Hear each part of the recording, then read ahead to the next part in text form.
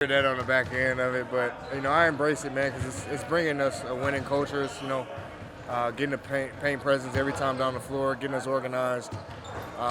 Making sure we have a good flow, continuity within the game.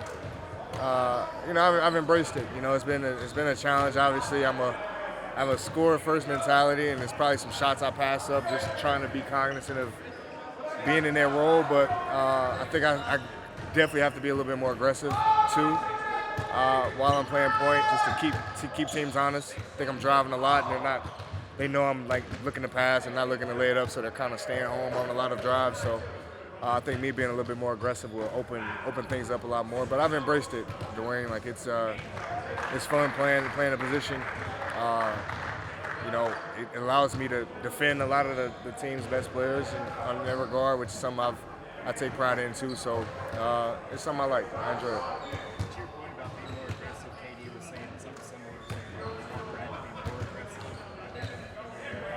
Yeah, K's been on my ass about it. I'm trying to find the balance of it, because they're in a great flow, him and Book, and I want to keep that going, especially this time of the year. And it's not like I'm like shooting bad. Like I'm shooting 50, 40, and 80 from the line. So it's not, I'm shooting good percentages. It's just upticking it a little bit more on the volume. But that's just picking my spots maybe a little bit better. A lot of times it'll probably be in that second group where I have a little bit more control, a little bit more freedom. But for the most part, they're always in my ear. Like, be aggressive, look for your shot, transition, pull-ups, pick and rolls, whatever it is. Just be a little bit more aggressive, look for yours. That second one you're talking about, I know you guys are obviously talking about fourth quarters, but those lineups where you're kind of in control of what's on the bench have struggled early in the season, but it feels like you guys have kind of found a groove. I feel like those lineups are getting going. Yeah, I think it's a couple things. One is us just locking into the fourth. I never put any like onus, heinous on that. Like, fourth is what it is. No matter who's out there, we gotta obviously execute and be better. But just go out and just hoop, man. I think sometimes we put a lot of pressure on. Oh, it's the fourth. We gotta make sure we just hoop. Just keep doing what we've been doing. Let's enjoy it. They're good. They're pros just like us. They're gonna go on runs. So. I think just not being flattered, when teams go on runs, just being able to withstand them. Making sure we're organized is a big thing. Not turning it over is probably our biggest Achilles heel. But I think, like you said, we found a groove now on the fourth. Coach has found a good rotation that he likes too. So we're gonna keep riding with it. Earlier this week, Vince Carter and Chauncey Billups got announced that they were inducted in the Hall of Fame. And so, do you have any memories going up against Vince in the back nine of his career when you were in Washington, or even coming up watching those guys when you were in St. Louis? I had a lot of Vince in Atlanta at the time. Vince was a little older. He was a catch and shoot guy. Could still dunk you, but he was more of a hot 3-point shooter at the time. So I was definitely blessed to be able to play against Vince. I don't think I played against CB. I don't think I played against Chauncey. I don't think I did. I think I missed him, but I've always been a fan of him. His approach to the game. He's a game changer. He shows up in the big time moments. He's never rattled. It looks like he plays slow, but he plays at his own pace. He shoots lights out too. So he's one of the best point guards to ever play. How's it feel to be from St. Louis, Missouri, being you're gonna be known as one of the greatest guards that play the game? How does that feel? A little surreal, man. Like I think it's only like 18 people that have ever been McDonald's All-Americans from Missouri. Out of that, I don't know how many were pros. Probably no more than 10, 12 maybe. So it's a blessing, man. It's a blessing. It's definitely, I take pride in it as being a pioneer, hopefully, in that, and paving the way for the guys to come later. Thank you, bro. That's all I got. Put my mouth. We haven't been able to talk to you about, but what is Pebbles? Damn, you guys are a little late, man. That was one of those, I had to, what was that man called? It was it 5 or 6? Light work or something. It's a TikTok thing. We were late. It was like it was a TikTok thing. They were like, it's like a cue word. Like, can you say Pebbles? How many times? Like throughout the interview, I kept throwing it in there. I was waiting on somebody to say, "What the hell is Pebbles?" I was going back and listening. And I was like, He's like, "What the hell is Pebbles?" What's it like to kick it out to bowl for a three? I love hooping with bowl. Y'all can see, I'm What's what I'm asking? It's funny, man. Like I think, man, about 2 months ago or about a month ago, right when bowl was getting implemented into the rotation, I pulled him aside and said, "Bowl, I just need you to do two things: rebound, score. That's it. I don't need you dribbling. I don't need you playmaking. I don't need you passing me the ball. So when I pass you the ball, that means go score. Or look at the basket. Like you're one of our best options on the floor at 7'4", being at the rim. Your touch, your ability to be able to just, be in the right spots, finish over people. Like I wish I had that. So whenever I can utilize that, I always can, man. And I know another thing is a lot of the guys out there that we have are catch and shoot guys or hard driving guys, and so my job is to put them in better positions to score, put them in better positions to succeed, like the Graysons, the EGs. Like, yeah, they can drive their man, but a lot of times it's, getting them swings, getting them catch and shoots, getting them open looks that's going to get them a better feel and flow for the game. But I love hooping with bowl. That's easy money. Yeah, I just, when you found him the other night, you literally jumped and then he had this shot put it over there. And then of course he hit it, and I saw you just kind of do a fist. Like, how big is that, just the scoring part of him and letting him be that kind of thing? Man, I think confidence goes a long way. When you're, everybody talks about our big three, and but I think me being in DC for a long time, it took me a while. I think it actually took me being here to realize what I'm about to say.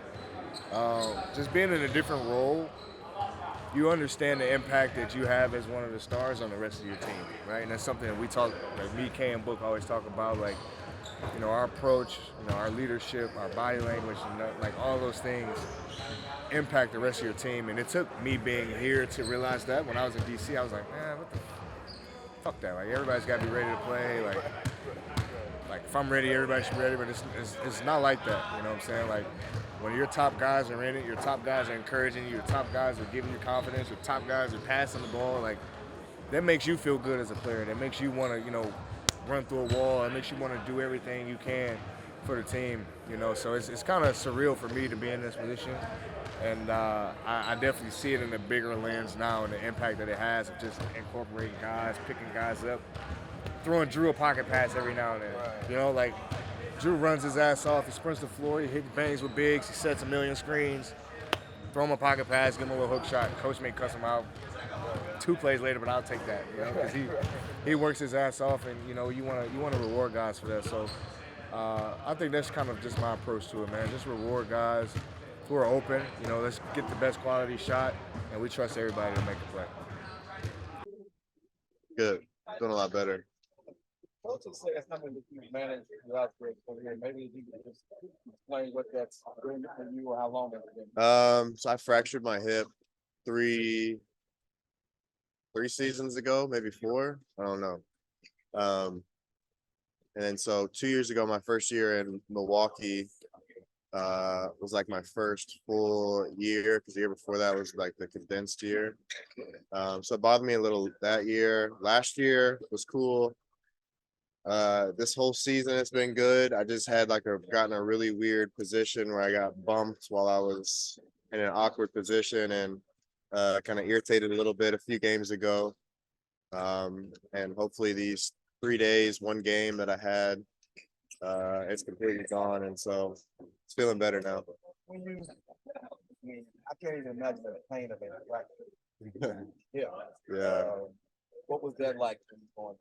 So actually, it didn't hurt that bad, like not as bad as you thought.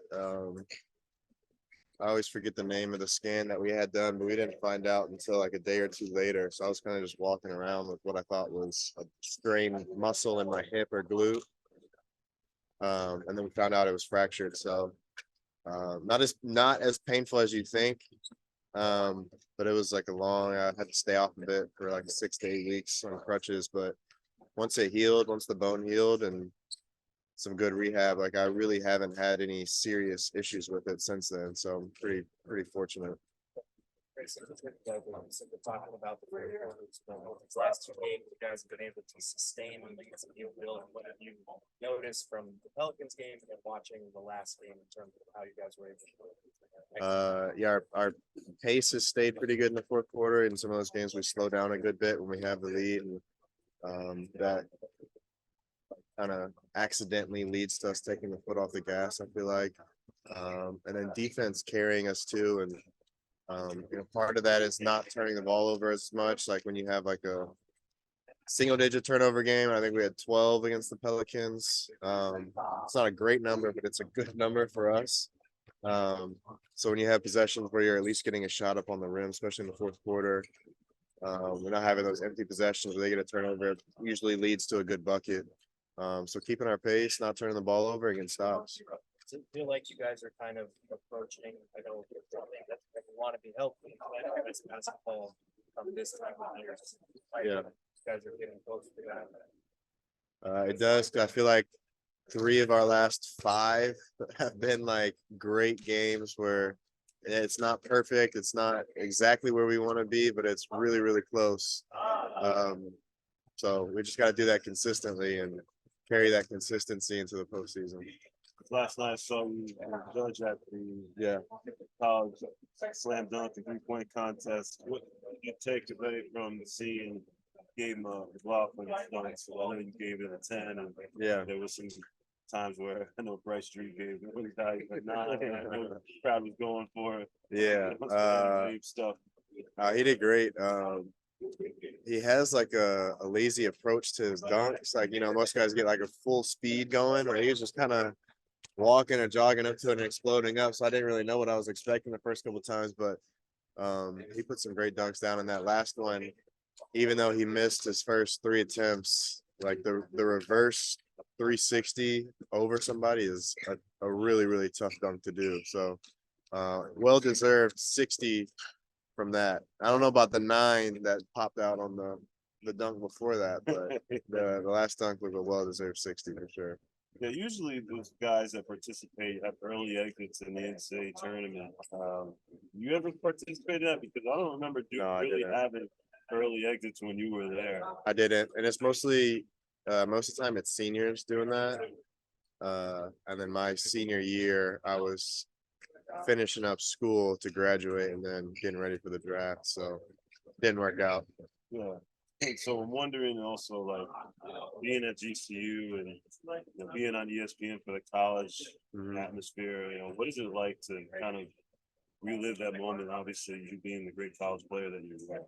It was cool. GCU was awesome. That was my first time being on the campus, being in their gym. So the student section was great, even though it wasn't a home game by any means for them last night. And so I'm hoping to catch a few games next season.